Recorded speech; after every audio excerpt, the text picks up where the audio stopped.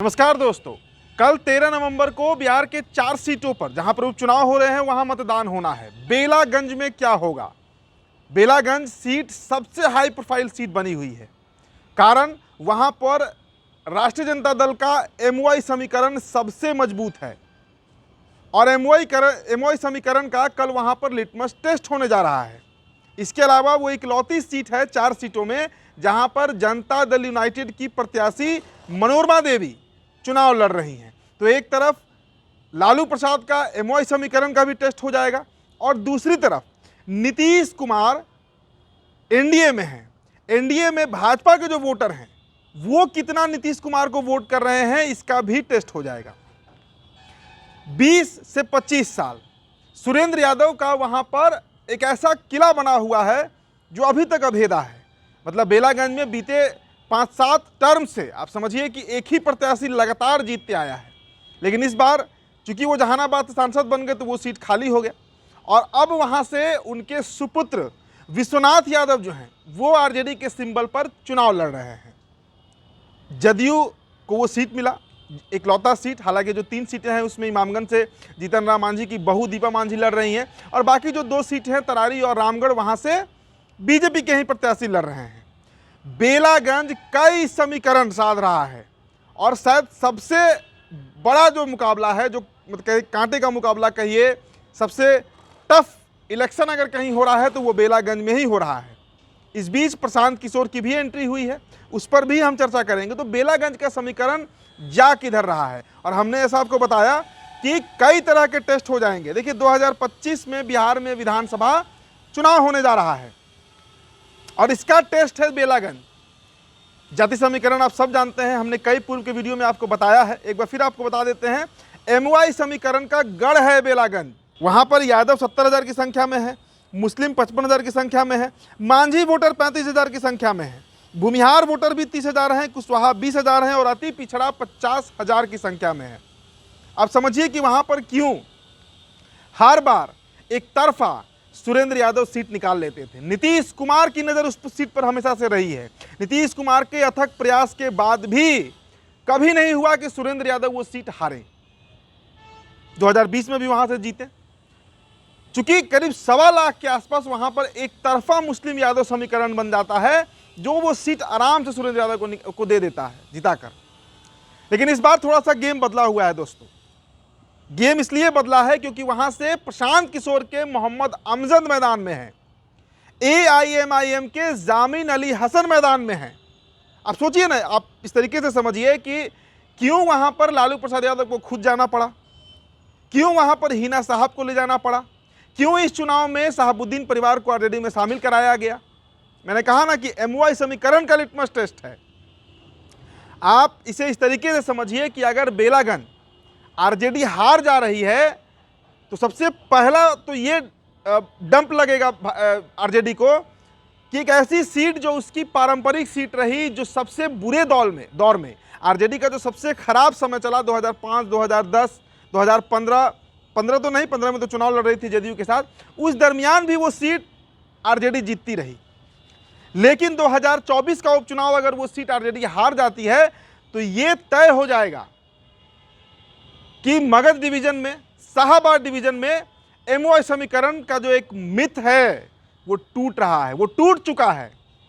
आखिर वहाँ हिना साहब का जाना, उसामा साहब का जाना, तेजस्वी यादव कई बार गए वहाँ पर, लालू प्रसाद यादव फिजिकली गए हैं और आज भी लालू प्रसाद यादव से बड़ा बिहार में क्राउड पुलर, मतलब भीड़ को खींचने वाला जो क्षमता होता है किसी नेता में, वो शायद लालू यादव से अधिक किसी नेता में नहीं है। तो इतना होने के बाद भी अगर आरजेडी वो सीट नहीं निकाल पा रही है तो आप समझिए कि बिहार से एमओआई समीकरण ध्वस्त हो चुका है। जदयू के परिप्रेक्ष्य में समझिए कि जदयू के सामने क्या दुविधा है। देखिए जदयू है एनडीए में, कहा जाता है कि बीजेपी जीतन राम मांझी, उपेंद्र कुशवाहा, चिराग पासवान, ये सब नीतीश कुमार को फेवर कर रहे हैं।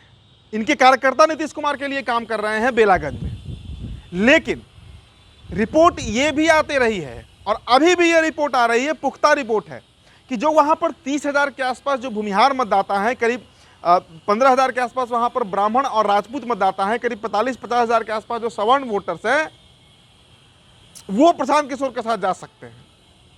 इसकी चर्चा हो रही है। जिस तरह हमने कहा कि AIM-MIM के जामिन अली के साथ कुछ मुस्लिम वोट जाएगा, प्रशांत किशोर के साथ चूंकि मोहम्मद अमजद वहां से लड़ रहे हैं PK की तरफ से, जनसुराज की तरफ से, उनके साथ कुछ मुस्लिम वोट जाएगा। तो सवर्ण वोट जिस तरीके से आपको याद होगा रुपौली का उपचुनाव, शंकर सिंह वहां क्यों जीत गए, क्यों कलाधार मंडल हार गए, क्यों बीमा भारती तीसरे नंबर पर चली गई, सवर्ण वोटर्स के चलते। तो ये बहुत बड़ा लिटमस टेस्ट है। और बेलागंज का चुनाव जो होगा और परिणाम जो आएगा वहां का, वो बिहार की आगामी राजनीति को तय कर देगा। क्योंकि नीतीश कुमार को एक बार पुनर्विचार करना पड़ेगा कि जिस गठबंधन में वो 2025 का विधानसभा चुनाव लड़ना चाह रहे हैं, क्या वो गठबंधन सही है, क्या उस गठबंधन में रहते वो चुनाव लड़ेंगे तो क्या बात बन पाएगी, क्या भाजपा के जो वोटर्स हैं, जो कोर वोटर हैं, जो संघ के लोग हैं, हर विधानसभा में पाए जाते हैं 5, 10, 25 हज़ार की संख्या में, क्या वो जदयू को वोट ट्रांसफर करेंगे? बड़ा सवाल जदयू के लिए भी खड़ा हो जाएगा। इसके अलावा अगर हम बात करें प्रशांत किशोर की, देखिए नए नवेले राजनीति में आए हैं, खुद तो राजनीति में कई दशकों से काम कर रहे हैं, लेकिन चुनावी रणनीति में और खुद अपनी पार्टी लॉन्च करके पहली बार आए हैं। गलतियां भी हुई उनसे नामांकन के दरमियान, सुधारा भी गया उन गलतियों को, लेकिन एक बड़ा सब्सटैंशियल डैमेज आरजेडी हो या जदयू हो, मतलब एनडीए खेमा हो या इंडिया गठबंधन हो, महागठबंधन जिसे आप कहते हैं, दोनों तरफ प्रशांत किशोर करते हुए दिख रहे हैं। इस बात से इनकार नहीं किया जा सकता। अब देखिए बेलागंज में अगर हालांकि जीत का तो दावा अभी नहीं किया जा सकता है कि वो जीत ही रहे हैं, लेकिन अगर वो दूसरे नंबर पर भी आ गए, अगर सुरेंद्र यादव हारे और तीसरे नंबर पर चले गए, या तीर छाप जो है जनता दल यूनाइटेड वो अगर तीसरे नंबर पर चली गई, तब आप गणित समझिए कि प्रशांत किशोर का वैल्यूएशन क्या होगा 2025 के विधानसभा चुनाव में। देखिए चुनाव जीतना अभी जनसुराज का लक्ष्य नहीं होगा, जहां तक मेरा अपना अनुमान है, अपना एस्टिमेशन है, क्योंकि पहली बार हालांकि कहा जा रहा है कि बिहार की 4 सीटों में कम से कम एक सीट पर वो जीत भी सकते हैं। कौन सा वो सीट होगा वो तो 23 नवंबर को पता चलेगा, लेकिन इतना आप मान कर चलिए कि बेलागंज में बड़ा खेल है। बेलागंज में अगर जनसुराज अगर दूसरे नंबर पर लैंड कर जा रही है तो फिर ये बहुत टेंशन का विषय हो जाएगा, एक बेहद चिंता का विषय होगा बिहार की सभी राजनीतिक पार्टियों को, चाहे वो बीजेपी हो, चाहे जनता दल यूनाइटेड हो या फिर राष्ट्रीय जनता दल हो। तो बेलागंज का समीकरण किधर बैठेगा ऊंट, किधर किस करवट बैठेगा, ये तो कल ईवीएम में बंद हो जाएगा, 23 तारीख को पता भी चल जाएगा। लेकिन इससे बिहार का जो आगामी राजनीति है, जो भविष्य का राजनीति है, क्योंकि इसका प्रभाव आप मानकर चलिए कि सरकार पर भी पड़ेगी अगर जदयू वो सीट हार जाती है। हालांकि देखिए अगर पूछा जाए कि रिपोर्ट्स क्या बताते हैं, क्या रिपोर्ट्स बता रहे हैं बेलागंज को लेकर, तो चर्चा इस बात पे बड़ी तेज है कि इस बार सुरेंद्र यादव का किला वहां पर ढहने जा रहा है। मनोरमा देवी जो है वो इस बार चुनाव वहां पर निकाल सकती हैं, इसकी चर्चा हो रही है। दूसरे नंबर पे हो सकता है कि प्रशांत किशोर आ जाएं, और तीसरे नंबर पे हो सकता है कि सुरेंद्र यादव के जो पुत्र हैं विश्वनाथ यादव वो आ जाए। हालांकि ये कल पता चलेगा, कल जब चुनाव खत्म होगा तो इस पर एनालिसिस भी हम करेंगे, लेकिन अभी तक का जो ग्राउंड रिपोर्ट है वो यही है। चूंकि ललन सिंह से लेकर पूरा जो कुनबा है एनडीए का बहुत मेहनत किया गया है, बड़ी मेहनत की गई है उस सीट पर, साख का सवाल है। और आरजेडी के लिए जैसा मैंने बताया कि मुस्लिम यादव समीकरण, एमओआई समीकरण का भी एक सवाल जरूर है। देखिए कल क्या होता है, लेकिन कुल मिलाजुलाकर ये सीट सबसे हाई प्रोफाइल सीट है और कल बिहार के राजनीति का एक नया दशा दिशा जो है वो सीट तय करने जा रहा है। फिलहाल इस रिपोर्ट में इतना ही। मेरा नाम उदित तारन है, द बिहार टॉपर वीडियो आप देख रहे थे। बहुत बहुत शुक्रिया।